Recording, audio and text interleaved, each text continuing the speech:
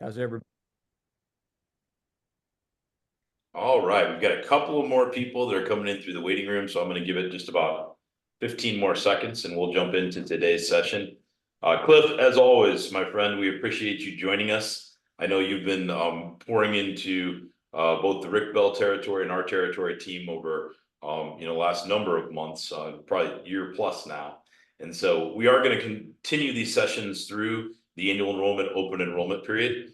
We think it's important to be able to take just a breath at least once a month and get some content from Cliff, and I know he works really hard to prepare everything that he puts together for us. So with that, I'm going to go ahead and turn things over to Cliff for today. Cliff, we appreciate you being here. I'll be here to kind of monitor. I do have to eat my lunch here while we're talking, so I am going to do that. So I'm probably going to go on mute, but I'll be here if you need anything logistically. But the floor is yours, my friend. Thanks, buddy. Thanks to you. Thanks to Rick. I had a text just a few minutes ago from Rick, so I want to. I always try to start just thank Rick and Silas for the opportunity, and I've gotten to know a lot of you, a lot of familiar faces, and I value this time as well. So I learn from all of you. We learn from each other. And so I was thinking, and I know it's just getting crazy for all of you. You're on the doorstep. It's already probably started. You've got a plan. You've got a strategy in place now for open enrollment, and now it's time to enter the arena and start to execute that plan. And so today I wanted to just share with you the business application of four powerful laws: the law of value, the law of compensation, the law of influence, the law of authenticity. Before I dive into that, and you have the guide hopefully in front of you, I want to talk just a little bit about creating your own value, not in the handout or anything, but just how do we create our own value? And so when you make a sale, uh, it's a wonderful thing. It's a wonderful thing for the customer that you serve. It's great for you as the agent, and it's great for their family. It's great for the company, right? And so when you think about the lives that you can positively impact, it's great for a lot of people. Yet for all of this to work best for everyone involved, it can't be just about the sale itself as the focus or the goal. And so think about this, if your goal is to solve a problem or make a sale, which I get it, it is, right? That's why you're doing what you're doing. But if it's just to make that sale, then you're going to be dependent on the buying decisions of that customer. But if your goal is to create value, which is a big part of what today's lesson is, then what happens is you're dependent on no one but yourself. And so it always comes down to controlling what you can control. And what can we control? We can control our thoughts. We can control our intent. We can control our actions. And then not being attached to what we can't control. And the things we cannot control are external conditions or other people. So focus on creating value for your customers and your clients, because you can always control that. And I'm going to talk a lot about how do we really create value? How do we create that experience beyond a transaction, beyond just making a sale? And I understand how important it is to make sales. I don't want to discount that. And so when you think about this, you can't always get what you want. Here's what you do get. You get what you expect. Or put another way, what you focus on is what you get. And so the law of value, it's in your handout or in your participants guide, but the law of value to me says that your true worth is determined by how much more you give in value than you take in payment. How much more you give in value than you take in payment. People will do business with, and you all know this, they will do business with and refer business to the agents that they know, like, and trust. It's fundamental to what you do. And I shared just briefly a little bit when I was with Silas's team virtually a couple of weeks ago. Think about this. A bad restaurant. You go to a bad restaurant and what do they try to give you? They try to give you just enough food and just enough in quantity and quality, just enough service to justify the check they hand you at the end of that meal. And do you go back to a bad restaurant? No. None of us are going to go back to a bad restaurant. What does a good restaurant do? They try to give you the most quantity and quality of food and service to justify the check. They truly do. They try to give you the most. What does a great restaurant do? A great restaurant strives to defy imagination. They want to give you an experience. They want to give you, it's about the food for sure. It's about the service, but it's about much more than that. It's about the experience. They want to give you service and food and quality and quantity that no amount of money could possibly pay for. And so they're striving to defy imagination. Now, when you think about this, when you sit down with a prospect or you sit down with one of your customers or clients, most of what you want to talk to them about, they're not thrilled about it. A matter of fact, I would even hazard to say they're fairly bored. With the information, with what they're there to do or there to talk to you about. It's not all that exciting. So what do you want to do as an agent? You want to capture their imagination. You want to make it different. Because if their experience in working with you is different than your competition, they're going to come back. It's the experience they give you. And so that's something that we can all control. We can all control that, the customer experience. And so what do they hold on to? What do they remember? Here's what they don't remember very long. They quickly dismiss what you do. Now they have an idea of what you do, but they fundamentally dismiss that fairly quickly. They also will not remember what you tell them very long. They'll be listening, but they won't remember that very long. What do they hold on to forever? How you made them feel. How you made them feel. And so it's important. So it's not just about what you know. It's not just about how you made them feel. It's also what you want to do is you want to make sure that they put in action the things that you're there to talk to them about. Because the feeling, it's not just about what you tell them, what you know and what they know, because they'll quickly forget that. What they'll hold on to is the emotional aspect, how you made them feel. And it's not just that either. It's then what do you want them to do? So we have to move people to action, right? And so the first question should be, does it serve? Does what I do add value to others? Because when you exceed your client's expectations, they'll pay even more. And I don't mean just pay more for the product because it's regulated, right? You don't dictate how much the commission on a life insurance sale is going to be or Medicare. That what I mean by they'll pay even more is you're going to open up a dialogue and have cross-selling opportunities to put a larger fence around their financial affairs. That's what I mean by paying more. By paying more, they're going to refer you. Why do they refer you? I'm going to dive into that deeper in a few minutes here. But they refer you because of the value you created for them, the experience that you gave them.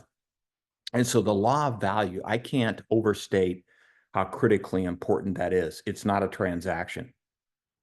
Even though we need to do transactions, I get all that. It's got to be deeper than that. And so when they look at you, is your true worth, because it truly is going to be determined by how much more you give in value than you take in payment. And so that's what I mean by the law of value, the law of compensation.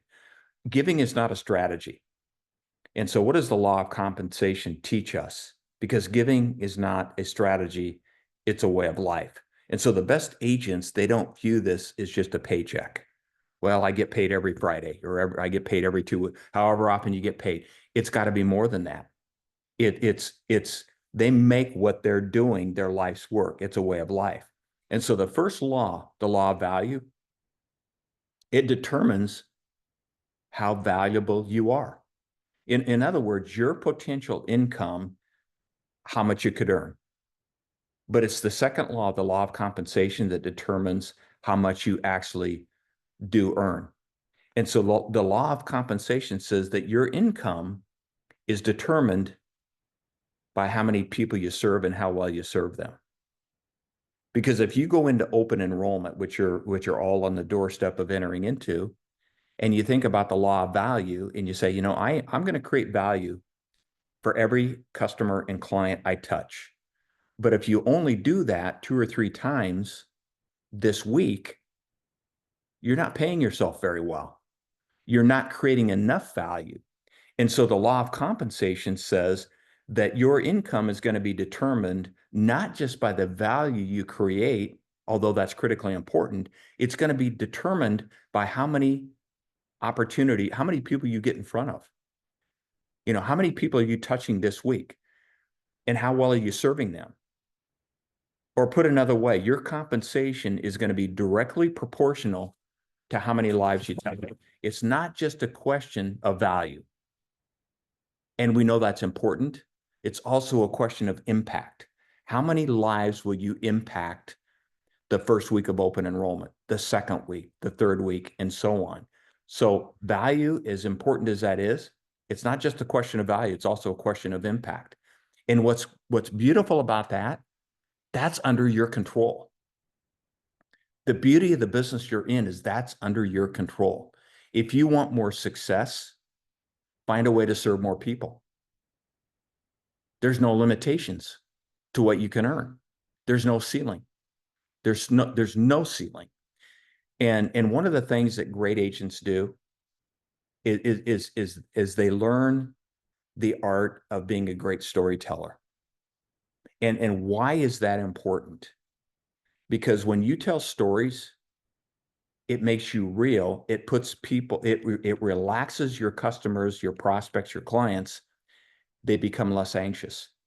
So the more that we can integrate stories, real life stories about who we are, what we do, the impact of what we do, what it does is it puts people at ease, because people are anxious. They don't understand this. They're confused. There's a lot of chaos. There's a lot of confusion, and chaos creates opportunity. And so I heard someone, and many of you would know who this is, so I'm not going to share who it is, but I'm having a conversation a couple of weeks ago, and he's very, very successful. And the words he used in and around open enrollment, I'm dreading this.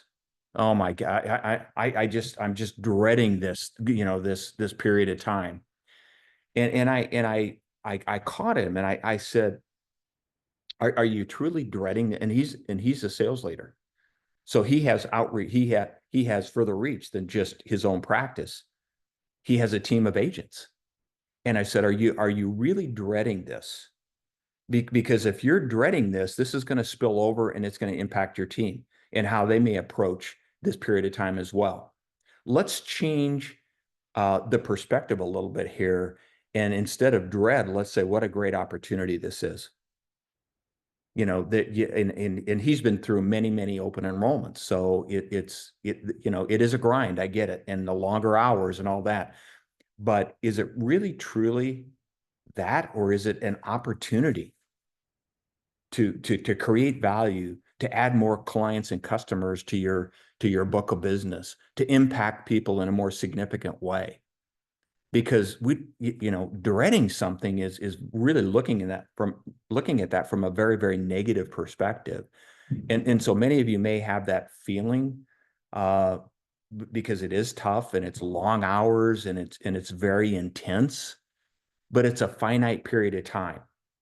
There's a beginning, there's an end. Play to your strengths. Walk into that arena and say, what kind of an impact can I make this week of open enrollment, and then next week, and so on, and find some fun and joy in this. Otherwise, it can be just that. I just hated him saying that because we can't look at it that way. And I don't know if anybody has a thought or a perspective on that, but I really tried to stop him and say, is it really truly that bad? Because I can tell you there's a lot of things worse than open enrollment. I can list a whole bunch of stuff that's going to be worse than open enrollment. Let's look at this as an opportunity. Let's have our best open enrollment period ever. That's within your control, right? Your clients and your customers and your prospects need you today more than ever before. So if anybody has a thought, I may call on somebody, but anybody have a thought, or just the perspective is so important, our perspective. Hey, Cliff. Yes. Cliff, this is Rick. Hey, I think Rick. the timing of this is phenomenal, and I think that you really hit on some really great points. This is your opportunity. This is the finite time that you're going to have to be able to impact the most lives and impact your business in the biggest way in a short amount of time.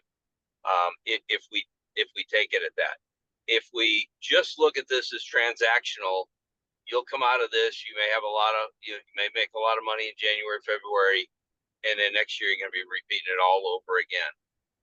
If you do this right, you're going to build and build and build, and each year that book is just going to be getting larger and larger and larger, and more people that you get to serve. And done right, it'll be easier because they're going to send you more and more people, and it just kind of blossoms. So Yeah. the timing is perfect. Thank you, Cliff. And those are, Rick, those are just great. Those are great points. And you think about the how many people get up every day and have an opportunity to create their own story and their own business and their own. Most people go to work for somebody. You get up every day and you go to work for yourself and you serve your clients. It's a beautiful business because you get to determine your compensation. And if you're really, really good at what you do, which all of you are, then you're going to pay yourself incredibly well during this and beyond. Because you can't, and this is just my way of thinking about the world, but motivation can be fleeting. And so you're going to enter open enrollment, and that's going to begin and it's going to end. And so it has to be more than just about the end result or the goal that you have for open enrollment. Because then what? Then what happens after that? It has to be bigger than that. Now you're going to crush it during open enrollment, but who are you going to be serving in February and March and June and, August of next year? Open enrollment is a very finite period of time. Because if you just view it from open enrollment, there's a beginning, there's an end, it's a fixed period. And then what's the next goal? What's the next deal? It's got to be deeper than that. It's got to be more than that. I'm going to talk a little bit about developing a network, and I'm going to give you a thought and an idea around this that I'd like you to try to embrace. We can talk about it if you want, because when I say network, I don't just mean your customers or your clients. What I mean is a network of people who know you, like, and trust you, because some of those people will never buy from you. So developing a network of people that know you, like you, trust you, they may never buy from you, but they have a vested interest in seeing you successful. You're always in the back of their mind. That's what I mean by a network abacus, because not everybody in your network is going to be a client. They're not all going to buy from you. We have to think beyond just our customers and clients. Think about that as an army of walking ambassadors or advocates that have a vested interest in you. And so I'm going to ask you a question. Does that describe your network? Now, some of you are newer at this and you're building that. You don't have that network established yet. It's a work in progress. And so does that describe your network? Are they all personally invested in seeing you succeed? How many do you have? Be thinking about expanding and building your network of people that may never buy from you, but they know you, they like you, they trust you, and they have a vested interest in really trying to help you. And so how do you make that happen? Because you may say, Cliff, that's a great idea. I don't even know where to begin. How would I even begin to do that? And so how do you make that happen? You stop keeping score. What do I mean by that? Most of the time, what do? we keep score. And so think about this, win-win. We hear that all the time. Man, win-win is wonderful. That's great. Silas wins, Rick wins, Gary wins, I win as well. Win-win. Here's what win-win is. It's really just a disguised way of keeping score. And so making sure that everybody comes out even. I don't want you to approach it that way. Nobody gets an advantage. Win-win is I win, Silas wins. But if I'm not winning, I'm not as invested in Silas's winning. So winning is really just a disguised way of keeping score. I scratch your back, you scratch mine. And it's not the way I want you to think about this. So here's what you do. Here's what you do. You watch out for the other person. Watch out for their interests, your customers, your clients, your network, and watch their back. Forget about 50-50. The only winning proposition is 100%. Make your win about your clients and your customers. Help them get what they want. And what will start to happen is it will pay you over time tenfold. Because if we're always keeping score, or wait a minute, man, I've helped this individual multiple times and nothing's ever come back my way. If we're always it's just a disguised way of keeping score. It win-win. And that's how most people operate. But if you go 100%, it's not 50-50. So think about giving and serving, because eventually it will come back to serve who? To serve you very, very well. But if you're keeping score all the time, then sometimes we're going to give up. We're going to stop because I've done so much for these people or for this other individual and nothing has ever come back my way. That's just a disguised way of keeping score.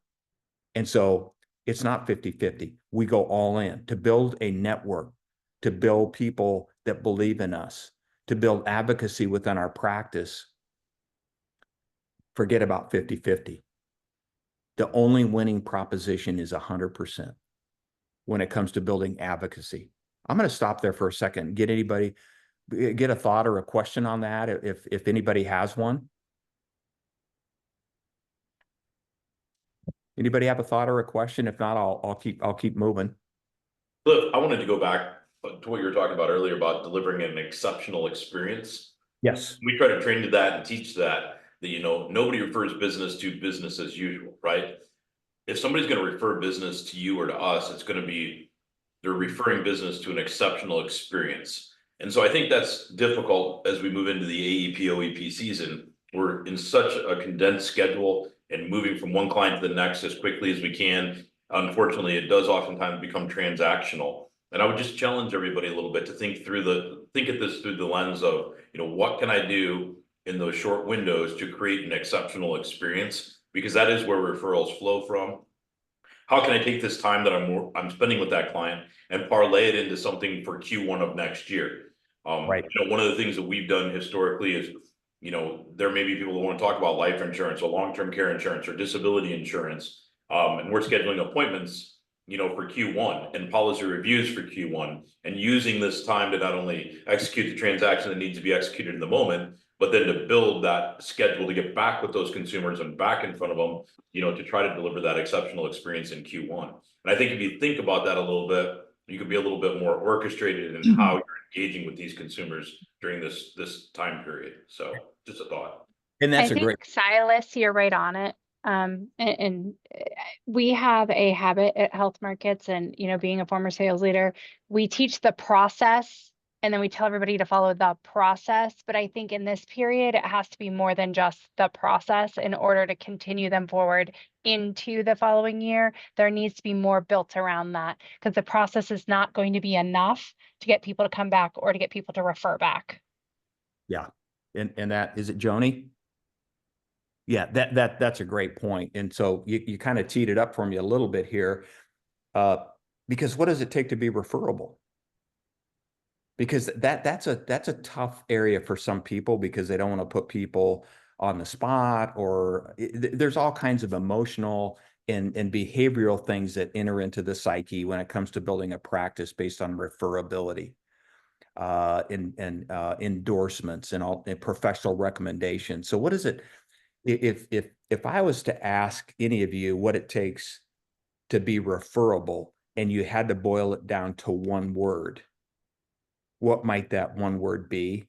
And I'm going to give you what I feel is the most important one word. And that one word, it comes down to this. It comes down to trust. Your clients, your customers, your strategic partners, your network, whoever we're talking about, have to trust that endorsing or referring you will reflect favorably on who? On them, or they won't go there.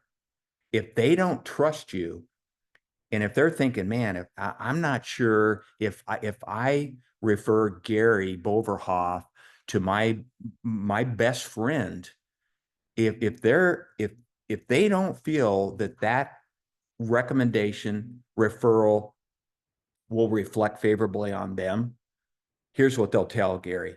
Well, let me think about it. Do you have some business cards? You know, I'll give you a call if anybody comes to mind. None of that stuff ever works. So how can you predictably and methodically create trust?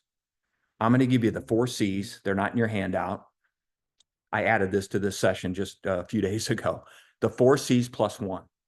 So predictably and methodically creating trust. Number 1 is credentials.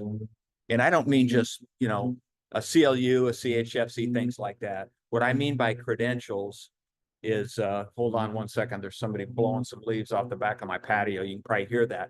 But credentials are your skills as a professional agent in terms of your judgment and the solutions you're bringing and providing to your customers and clients. That gives you credibility and it will foster trust. So that's the first C, credentials. The second C is consistency. Your customers crave consistency. They will abandon agents that are inconsistent or don't get back to them. They're not timely.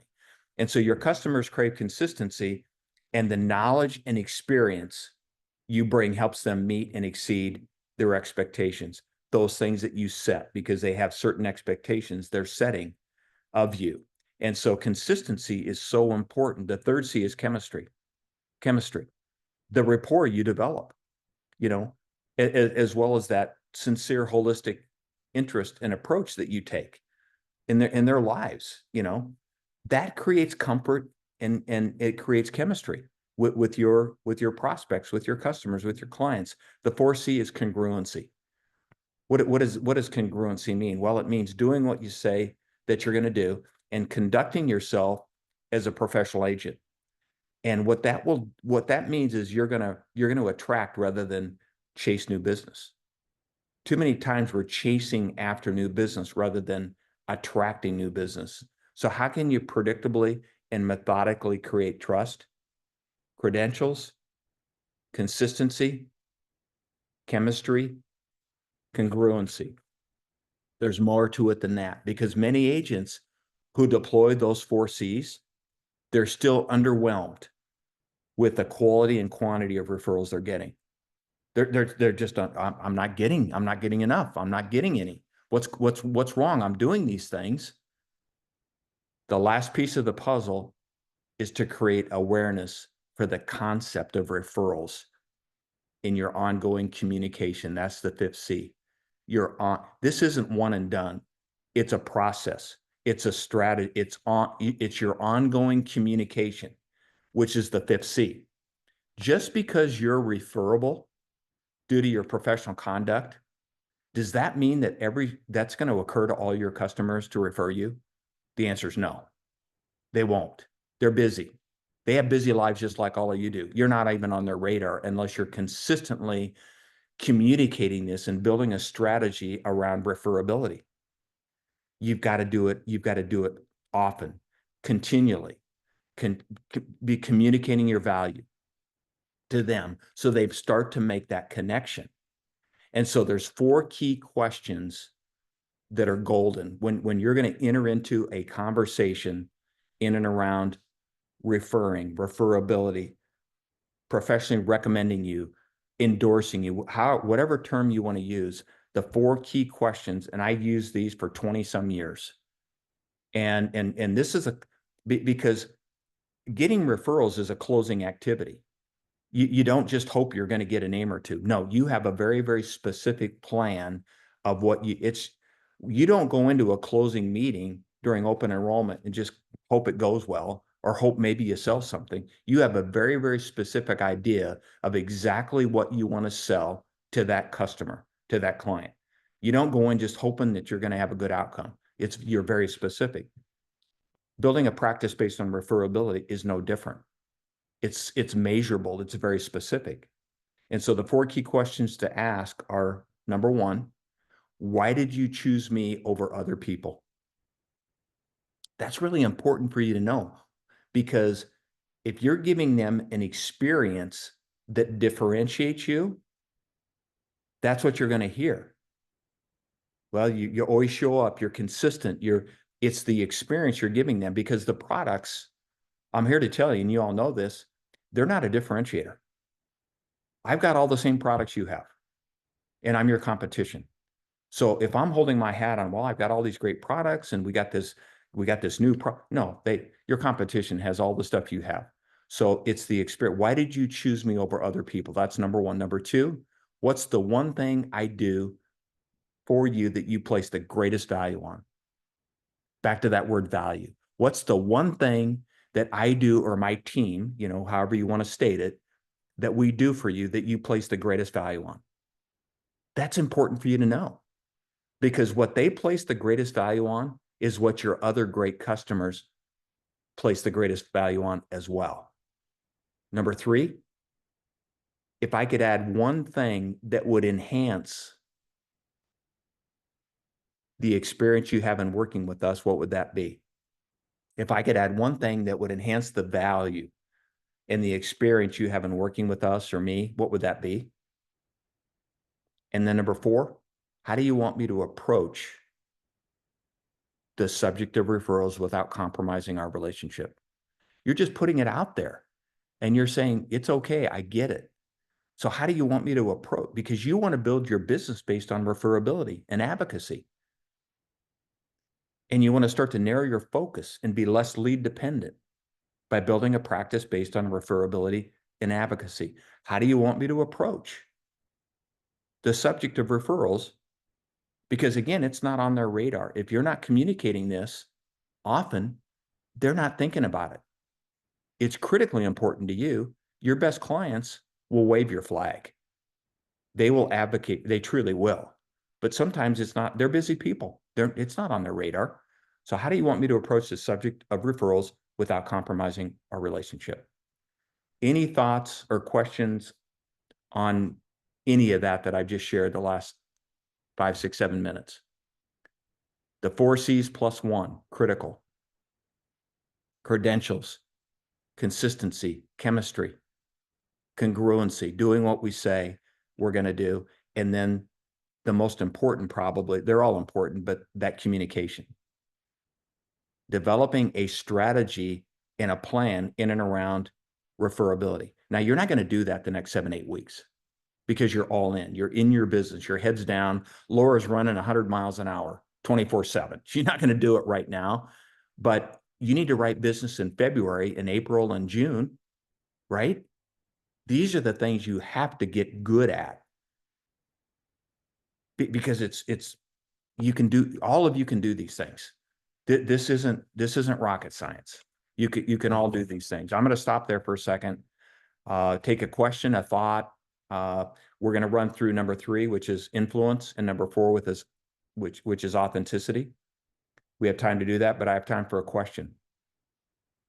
But Cliff, when I sit here and I think about it, and when you say the 4 C's plus 1, I'm thinking about it, and the way I kind of look at it is like, if you want to say the one that's the most important, and at least in my mind, I look at it and I think the chemistry, because you could have everything else. You could have the credibility, you can have the credentials, you can have the congruency, but you know what? If I say there and I'm like, you know what? I just don't feel it. I just don't feel it from Silas. I don't feel it from Cliff. I don't feel like we have that connection. So at least in my mind, I think that's kind of one that you can't do without, more important thing. I think that's a great point, a great observation. And quite honestly, I've never really thought about it that way, but I think you're right. Because if the chemistry isn't there, more than likely they're going to nod and agree and say, "You bet, I'll help you." But you're never going to get a name. It's never going to. The outcome will never be real what we're expecting. If the chemistry's, and we all have people we work with, and we know the chemistry's just not there. They may even buy from you. More of a you may fill a need that they have, but the chemistry to go deeper and further and longer, it's just not there. So I think that's a great point. Anybody else have a thought? Okay, let's tackle the number 3, the law of influence. Because boy, how important is that to have influence with your as a sales leader, to have influence with your team, but as an agent to have influence with your customers and your clients. Influence is such a huge part of what all of you do.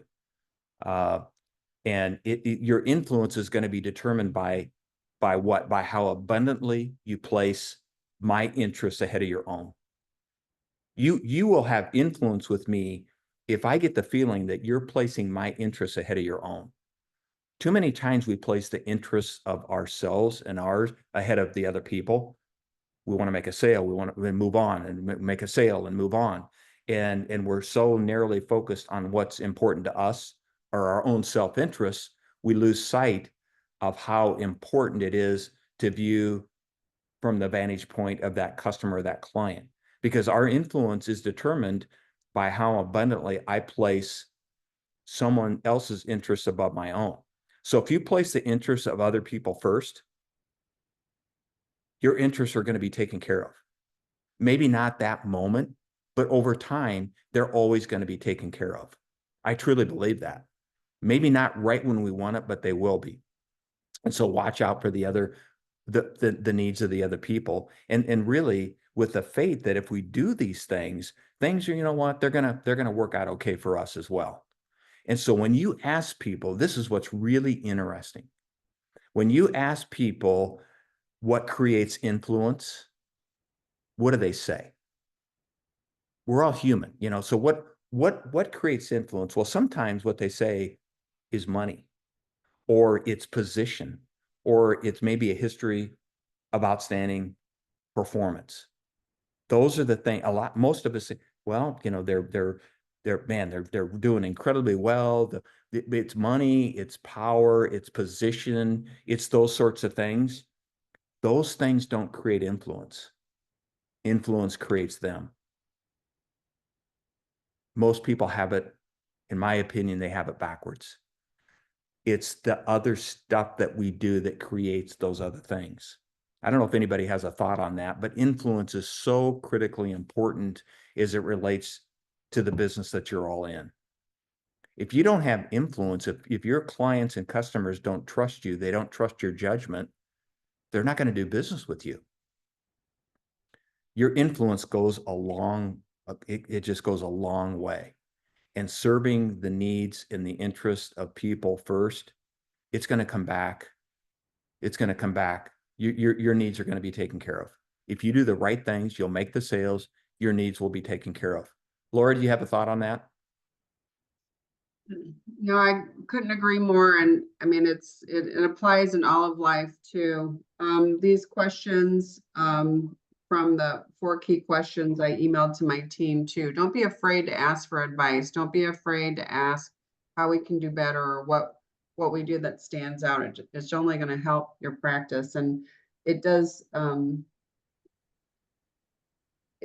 it places the interest on them that they know that you want to get better, which, yeah. Yeah, it does. And this stuff's not, the stuff I bring to you, it's common sense stuff for the most part, but a lot of times the things that we hear and we don't apply enough. So it kind of makes sense, but then we get trapped in the whirlwind of our day job and the urgency of what has to happen right now. And some of the stuff that we talk about falls to the wayside, or it takes a back seat. And I'm not saying you work on this stuff overtime during open enrollment, because it's you gotta put yourself out there and in the arena and make hay while the sun's shining. But these things apply to your business long term. They apply to your life as well. And that fourth law is authenticity, the law of authenticity. You know, the most valuable gift you have to offer is yourself. And so that's what I mean by authenticity. And so the importance of adding value to whatever you're selling. You can excel by adding value to whatever you're selling. Make people feel good about themselves. You know, I'm here because I have this awesome responsibility and this honor of working with you. Make them make them feel that they're the most important person in the world. I have this awesome responsibility and honor of sitting down with you, and I view it as a tremendous responsibility to connect with you, to help you. Those things, it goes beyond. It's far more valuable than insurance or investments or whatever that is. You know, what I'm here to sell you on is the importance of being your trusted agent, your trusted advisor. And I view that as an awesome responsibility. People will hold on to that. They'll remember that. You know, no matter what your training, you know, no matter what your skills, you know, no matter what area that you're in, your most important commodity to your customer is you. The most valuable gift you have to offer is you. So reaching any goal that you may have, it takes about 10% because we need knowledge and we need skills and so forth, but it's about 10%. The other 90% are people skills. They're people skills. And what's the foundation? I think it's in your handout. The foundation of people skills, well, we have to like people. We have to care about our customers. We have to be a good listener. Those are foundational. Those are foundational. Man, it'd be tough to be successful in your business if you didn't like people, right? If you didn't care about people, if you didn't listen to people, those are foundational. And those are all really, really helpful. They're really helpful, but they're not the core of it. They're not the core of it. The core of it is who you are, how they see you, who you are. It starts with you. As long as you're trying to be someone else, you have no possibility of truly reaching that person. You know, being authentic means that you never have to test your memory. You know that you were you. Man, if we're trying to be other people, we're always testing our memory. Man, I'm not right. You know, being authentic means that we never have to test our memory because we're who we are. It starts with you. The most valuable thing you have to give your customers and your clients is yourself. Now, it comes without saying you need knowledge and you need some skills and all of that. I get that. But that stuff is a very, very small percentage. The majority of it rests on your shoulders. No matter what you think you're selling, what you're really offering is you. And that's called authenticity. Silas is a real person. He's just like me. That's huge in what you do. It's huge in what you do. And so I shared with Silas and Gary's teams virtually a couple of weeks ago. And for those of you, because many of you weren't in that particular meeting, I kind of closed down and I shared that as you go into this period of open enrollment, how important managing your mindset is. And so to just write on a 3x5 card, for those of you who weren't there, managing my mindset is key. And why do I say that? Because the pressure's on. There's more pressure. There's heightened pressure during open enrollment. So how important is managing my mindset? Well, managing your mindset is key. And there's 3 bullet points underneath that 3x5 card. So right at the top, managing my mindset is key, because there's 2 sides of the coin. Your mindset may be negative going into this, like two weeks ago or so. Oh, I'm dreading this. I heard somebody, I'm just dreading this. No, it's an opportunity. It's an opportunity. You don't dread. Is it the worst thing that you're ever going to? No, it's an opportunity. So managing my mindset is key. 3 bullet points. Visualize success. I'll touch on each one. Visualize success is one.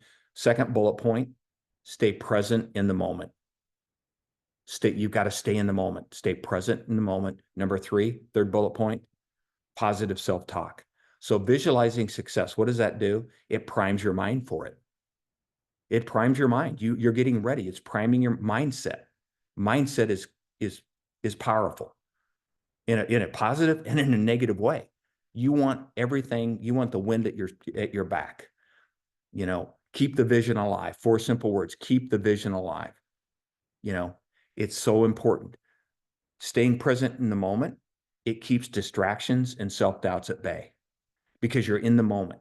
So you have this goal for open enrollment, whatever that is. It's got to be very specific, very measurable. I'm going to do 100,000 of FYCRs, 200,000, it doesn't, the number doesn't matter, but you've got to own it. It's got to be something that you own. That even though open enrollment's only 8 weeks, it's still 8 weeks. You cannot stay present in the moment, day in and day out, over an 8-week period of time. So you take that overarching goal that you have for open enrollment, you break it down, and you stay present in the moment. So this is my goal for open enrollment. And you establish a concept called goal setting to the now. So you take that goal of X, whatever it is, that's very specific, very measurable, and you say, based on that goal, what do I need to do the week of October 14th, which is next Monday? What do I need to get done this week of open enrollment that will contribute to that overarching goal, that 8-week goal? Goal setting to the now. Okay.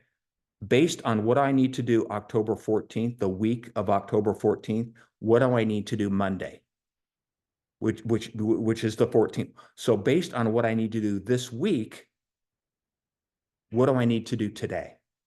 What do I need to do Monday? Based on what I need to do Monday, what do I need to do right now? And if you take everything through this lens, it will create a heightened awareness around what's most important right now, because you'll lose sight of an 8-week goal. Even though 8 weeks isn't that long, can you stay disciplined and motivated 24/7 on an 8-week goal? No. Goal setting to the now. 8 weeks, what do I need to do this week, 1 week of that 8-week period? What do I need to do this day based on this week? What do I need to do right now? And if you do this, you're going to be significantly more successful than if you don't. Most agents fly by the seat of their pants. And any outcome is going to be okay. No, you can't run your business that way. So goal setting to the now, managing my mindset is key. Visualize success. It'll prime your mind for it. Stay present in the moment because it'll keep distractions and self-doubts at bay. And then positive self-talk. It boosts your confidence when it starts to wane. So when do we need confidence the most? When it starts to slip away. So that positive self-talk, what are we saying to ourselves? Managing our mindset is key. So I'm going to open it up for a couple of questions. That's kind of my lesson today. Hopefully you took a nugget or two. We covered quite a bit there. We could do a whole session just on referability and advocacy, but I gave you a few questions there. Those questions are key. And again, have a strategy around referability, and don't think about, well, I better go execute this tomorrow. No, you've got your busiest period. But as Silas said, you need business in March and April. And so you're going to prime the pump to go back to some of those people and have a meaningful conversation around some of this. You're in it for the long term. You're not in it for an 8-week period, right? You know, what are you doing? You know, you're in this for the long game. So, Silas, I'll open up the lines. Anybody have a thought, a question, anything? We've got 5-6 minutes left. Hey, Cliff, Tyler. Tyler. Here, nice to see you. Good to see you, buddy. We're actually at a classroom training here with a couple new agents. We have a new agent that has a question. She's going to hop in here a second. Her name is Tyler. Hi. I just have a quick question about when you said about the referability. So if someone is thinking that they aren't referable or things aren't happening as they should, what you're saying is that there should be a look back on like your character to like double check like, hey, like is my character aligning, which that is a referable character. Sure. And you said something about perspective. So like, could that the perspective change not even just be the referability, but even just your goals within your own, like in your own business to change the perspective on what your goals are? Because if you say you're money driven, then it will be like, does your character change on that aspect? And the thing is, there's nothing wrong with viewing the business you're in and saying, this gives me an opportunity to do incredibly well for myself. Because it's an entrepreneurial business. Not everybody can do what you do. As a matter of fact, it's the minority that can. It's a beautiful thing, because if everybody could do it, I'll tell you what, you wouldn't have the opportunity to make nearly as much as you're making. So never confuse the fact, no, never be ashamed or embarrassed by the opportunity you have to make a very, very good living for yourself. Because if you're doing that, you're impacting a lot of other people as well. So by doing well for yourself, you're impacting and you're helping a lot of other people.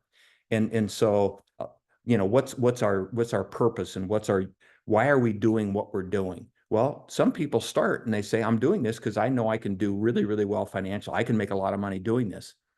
Eventually, it's just my way of thinking about the world, but eventually it's got to go deeper than that. So you have to connect. What's the thread that, and why do you want to do well?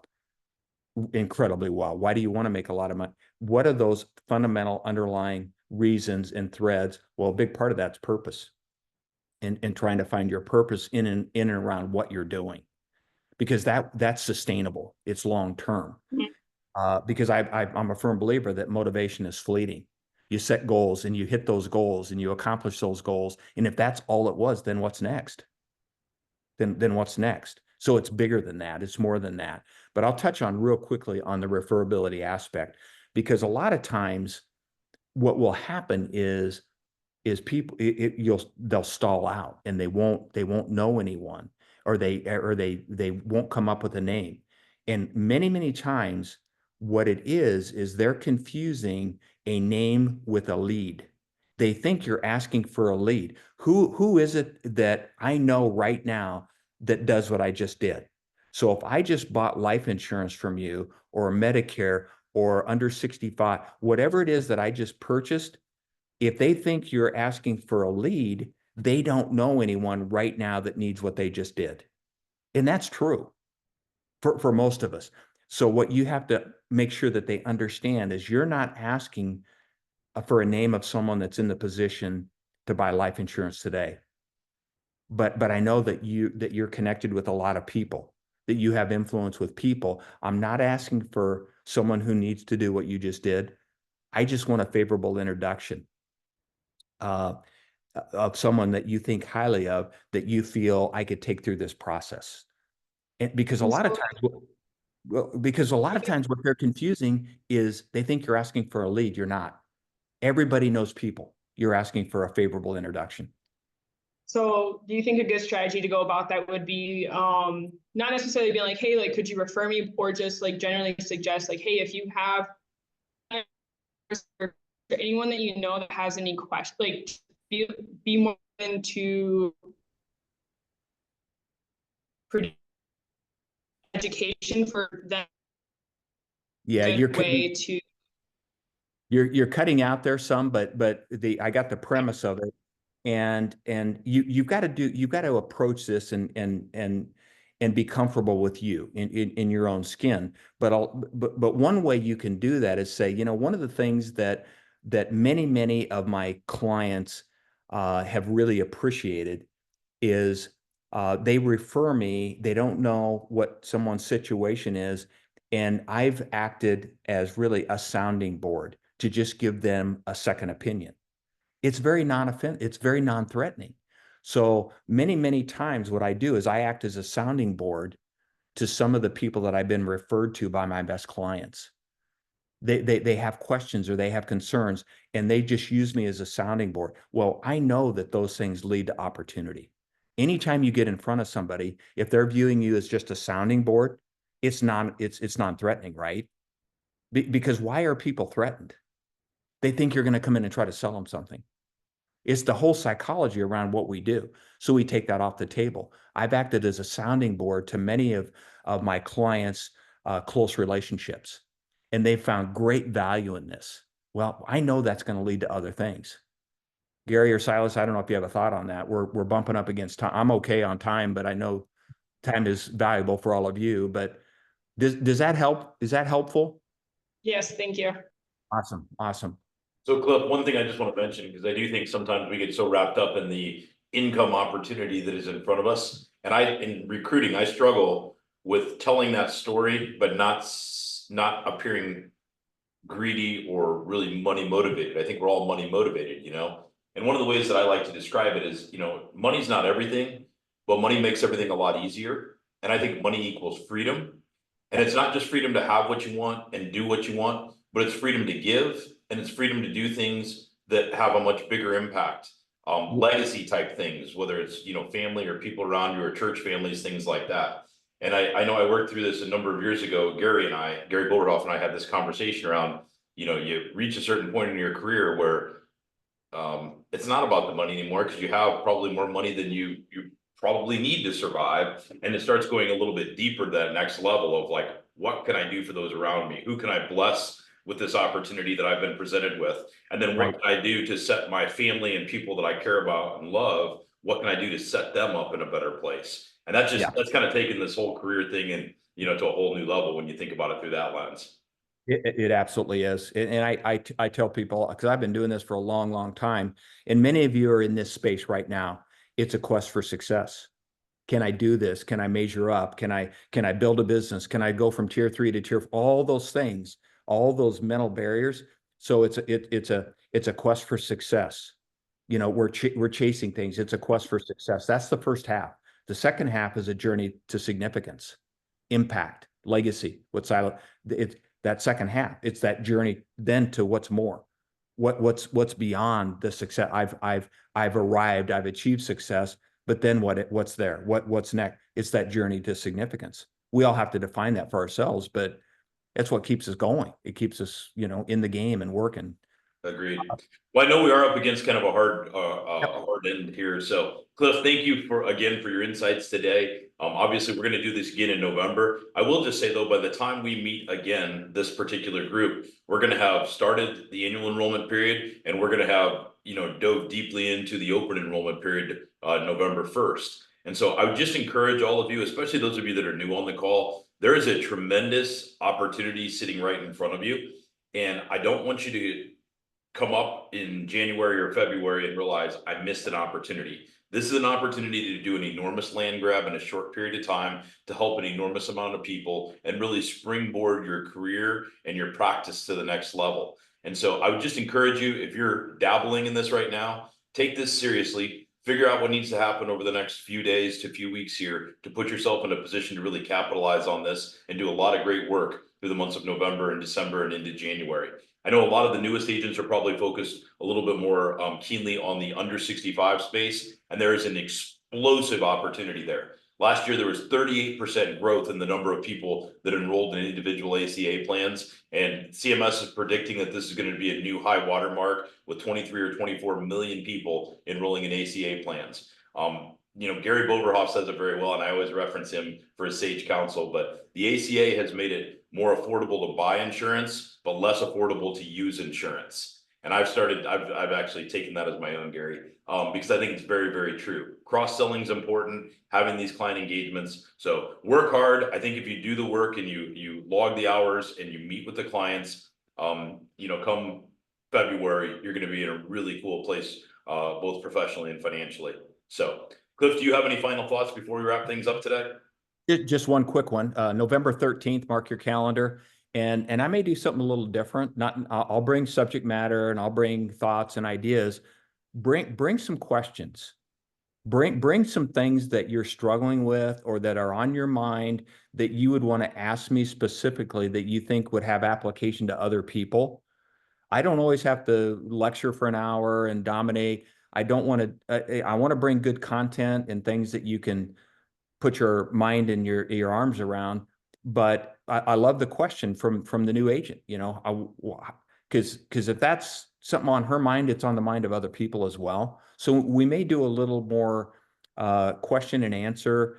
How would you deal with this? If that's okay with you and Rick, I think there'd be some purpose and meaning to that as well. So Yeah, Just a that quick means thought. participation, everybody. We need your participation. We need your questions. We need your insights. So I would Yeah. agree. We'll try to prep for that for November 13th, right?